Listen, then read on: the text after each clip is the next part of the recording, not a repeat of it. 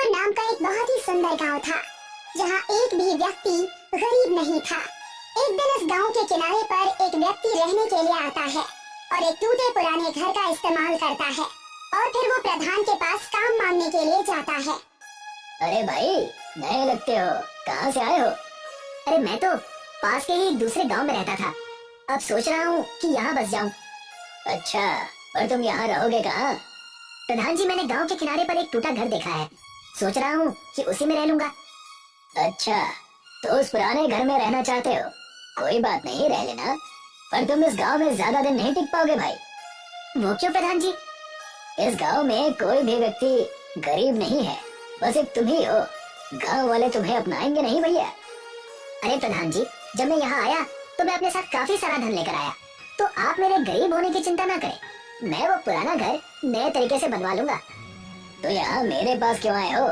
मैं तो समझा कि काम की तलाश में आए हो। जी बिल्कुल सही समझा आपने, जब मैं घर बनवा लूंगा तो मुझे काम की या कोई नई दुकान खोलने की आवश्यकता पड़ेगी, इसीलिए आपसे विचार विमर्श करने आया था। अच्छा, तो ठीक है, मेरी ही जमीन पड़ी है एक बाजार में, तो तुम वही खरीद लेना। और घर बनाने के लिए लोग कहाँ से मिलेंगे? वो तो गांव के बाहर से बुलाने होंगे, तुम चिंता मत करो। आज का दिन उस घर में निकालो, मैं कल होते ही उन्हें वहाँ भेज दूंगा। जी प्रधान जी, जैसा आप कहें। ये कहकर लच्छू वहाँ से अपने घर की ओर चल देता है और प्रधान मुस्कुराने लगता है। शाम हो गई और प्रधान के घर पर दो लोग आए।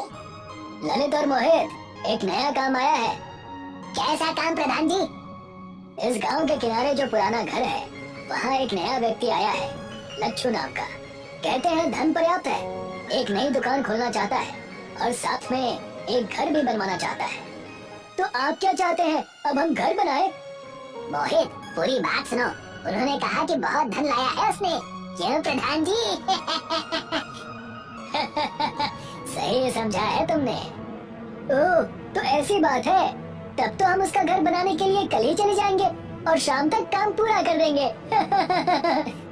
ठीक है, अब काम पर लग जाओ तुम दोनों। अगले दिन ललित और मोहित लच्छू के घर के सामने खड़े थे। अरे भैया लच्छू, यही रहते हैं क्या? प्रधान जी ने बताया था कि यही पता है, पर पता नहीं आप कहाँ हैं। तभी दरवाजा खुलता है और लच्छू बाहर आता है। हाँ जी भैया, मैं ही लच्छू हूँ और यही घर मैंने खरीदा था, आप बस इसे सही से बना दीजिए। चिंता न करिए, साफ कर देंगे पूरा, और ये बंजर घर लगने लगेगा चकाचक। ठीक है भैया, और पैसे की चिंता मत करिएगा, मैं सारा पैसा काम होते ही दे दूंगा। ललित और मोहित घर के अंदर घुसते ही वो देखते हैं कि वहाँ बस एक संदूक रखा है और एक कपड़ों का थैला। ठीक है भैया, तब हम काम शुरू कर देते हैं। जी आप दोनों काम कीजिए, कोई जरूरत पड़े तो मुझे बताइएगा। जी भैया जी। दोनों को काम करते करते काफी देर हो गई। कड़ी धूप हो चुकी थी। लच्छू कहता है, भैया मैं आप दोनों के लिए कुछ खाने को ले आता हूँ। जी भैया जी, भूख तो लग गई है, आप आएंगे तब तक हम आज का काम पूरा कर लेंगे। हाँ, पूरा साफ कर देंगे। हाँ हाँ ठीक है भैया, आप दोनों लगे रहिए, मैं अभी आया। लच्छू वहाँ से ये कहकर चला गया। भैया भैया ये तो गया, अब हम असली काम शुरू करेंगे। काम तो आते ही हो गया था मोहित। वो कैसे भैया? वो देखो, बस एक संदूक रखा है और एक बक्सा जिसमें कपड़े दिख रहे हैं, और कोई भी सामान इस आदमी ने नहीं रखा है। अच्छा, तो वो खजाना जरूर उस संदूक में ही होगा। आप तो बड़े होशियार हो भैया। चल मोहित, साफ कर देते हैं। दोनों भाई मिलकर उस संदूक को खोलते हैं। उन्हें सोने चांदी के सिक्के मिलते हैं। दोनों पूरा संदूक उठाकर वहाँ से भाग जाते हैं। अरे भैया ललित मोहित, कहाँ गए आप दोनों? मैं खाना ले आया। लच्छू चारों ओर सिर घुमाकर देखता है, पर उसे कहीं कोई नहीं दिखता। फिर वो देखता है कि उसका संदूक गायब हो चुका है। ये देखकर रोने लगता है। अरे लुट गया, मैं बर्बाद हो गया, मेरी पूरी जिंदगी की मेहनत चली गई, अब मैं क्या करूँगा? लच्छू प्रधान के घर चला जाता है। प्रधान जी, प्रधान जी। क्या हो गया भैया, तुम रो क्यों रहे हो? सब लुट गया, मैं लुट गया। थोड़ा बार शांत हो जाओ और मुझे पूरी बात बताओ। आपने आज जो 2 लोगों को भेजा था, उन्होंने मेरा सारा पैसा, मेरी जिंदगी की पूरी कमाई चुरा ली और वहाँ से भाग गए। ये कैसे हो सकता है? क्या उन दोनों ने सारे पैसे चोरी कर लिए? कितने पैसे थे उस संदूक में? बहुत पैसे थे, मेरी जिंदगी की कमाई थी उसमें। मैं अपनी सारी जमीन और घर बेचकर वो पैसे लेकर आया था कि इस गांव में आकर एक नई जिंदगी शुरू करूंगा। सोने चांदी के कई सिक्के थे उसमें। अच्छा, बड़ी ही दुखद बात हो गई ये तो भैया। रुको, मैं पानी लाता हूँ तुम्हारे लिए। जैसे ही प्रधान उठकर आगे बढ़ता है, उसके थैले से एक सोने का सिक्का गिरता है। लच्छू उसे उठा लेता है और बड़े ध्यान से देखता है। प्रधान जी, ये सिक्का मेरा है, यानी आप भी इस खेल में मिले हुए हैं। मुझे मेरे पैसे वापस कीजिए। अच्छा, तो तुम्हें आखिर पता चल ही गया। कोई बात नहीं, अब जब पता चल ही गया है तो क्या किया जा सकता है। बाहर आओ ललित और मोहित।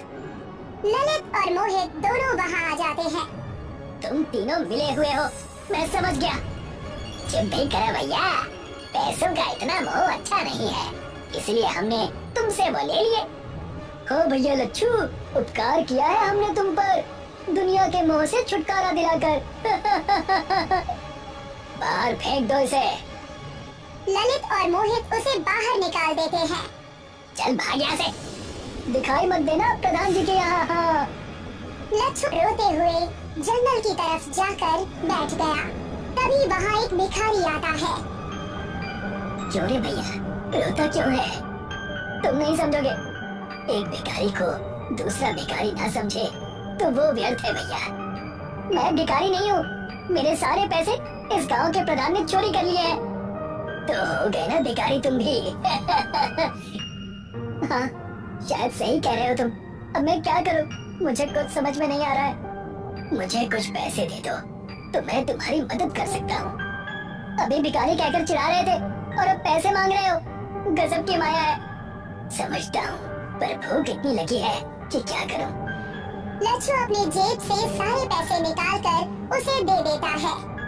बस ये आखिरी पैसे बचे थे मेरे पास, सारे पैसे दे दिए मुझे और खुद के लिए कुछ क्यों नहीं बचाया।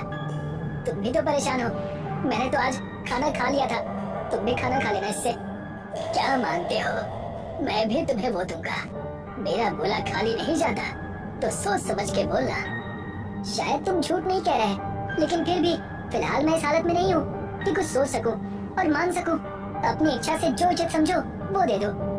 ठीक है, तब जिस घर में तुम रह रहे थे वहाँ पर एक खुफिया महल आ जाएगा। क्या सच? इतना भव्य घर तुम मुझे क्यों दे रहे हो? मैं इन सब चीजों से दूर हूँ भैया। मैं ना किसी से भीख मांगता हूँ और ना ही किसी को कुछ देता हूँ। जो दान में मिल जाए वो बिना कुछ कहे स्वीकार लेता हूँ। तुमसे मैंने मांगा था तो तुम्हें लौटा दिया। तभी भिखारी वहाँ एक संदूक प्रकट करता है और लच्छू को दे देता है। ये संदूक कैसा है? भैया, इस संदूक में अनगिनत पैसे हैं, ताकि तुम्हें कभी पैसों का अभाव ना हो। तुम्हारे अतिरिक्त अगर कोई भी इस संदूक को खोलेगा तो वो इसमें कैद हो जाएगा। आपका बहुत बहुत धन्यवाद महंत जी। अरे भैया, चिंता क्यों करते हो? भगवान का नाम भजो और काम करो, फिर जो होता है होने दो। लच्छू हाथ जोड़कर उस इंसान को प्रणाम करता है और उसके जाने के बाद अपने खुफिया महल की तरफ आ जाता है। जैसे ही वो दरवाजा खोलता है तो मानो अंदर से वो जैसे कोई महल हो। वाह, ये तो सचमुच एक महल की तरह है। लच्छू बड़ा ही अचंभित होकर पूरे महल को देख रहा था। तभी उसे दरवाजे पर एक दस्तक सुनाई देती है। संदूक को रखकर वो दरवाजा खोलने के लिए जाता है। दरवाजा खोलते ही ललित मोहित अंदर घुसे चले आते हैं और एक पल के लिए बहुत चक्के रह जाते हैं। ये क्या है? कैसे? कहाँ से? कब से? क्या काम है? अब क्यों आए हो यहाँ? प्रधान जी! प्रधान भी घर के अंदर आ जाता है। क्या है? आप तीनों को अब क्या चाहिए मुझसे? दिव्य, दिव्य है ये भवन। कहाँ से तुम्हें मिला ये? तुमसे मतलब, अपने काम से काम रखो और अब चले जाओ यहाँ से। इस घर पर मैं कब्जा कर लूंगा कुछ दिनों में। और ये संदूक जो वहाँ दिख रहा है ना, इसमें लगता है बहुत पैसे रखे होंगे इसमें। हाँ प्रधान जी, सही कह रहे हैं। वैसा ही संदूक है जैसा ये लेकर आया था। हमें लगा बस एक है इसके पास, पर इसने तो दूसरा भी छुपा रखा था। इतना दिव्य खुफिया महल मेरे जैसे प्रधान के लिए ही बना है, और ये संदूक इस महल के साथ मिल रही है। भाई वाह! चलिए इसे खोलते हैं प्रधान जी। नहीं, इसे मत छुओ, इसे बस मैं खोल सकता हूँ। अगर किसी और ने खोलने की कोशिश की तो पता नहीं क्या हो जाएगा। बेवकूफ समझाया क्या? लच्छू की बात काटकर प्रधान ललित और मोहित उस संदूक को खोलते हैं, और जैसे ही वो उसे खोलते हैं वो तीनों को अंदर खींच लेता है। लच्छू उन तीनों को देखता रह जाता है और फिर डर से तुरंत संदूक को खोलकर देखने लगता है। उस संदूक में बस हीरे और जवाहरात ही मिले और वो तीनों कहाँ चले गए इसका कोई पता नहीं चला। तब से लच्छू अपने खुफिया महल में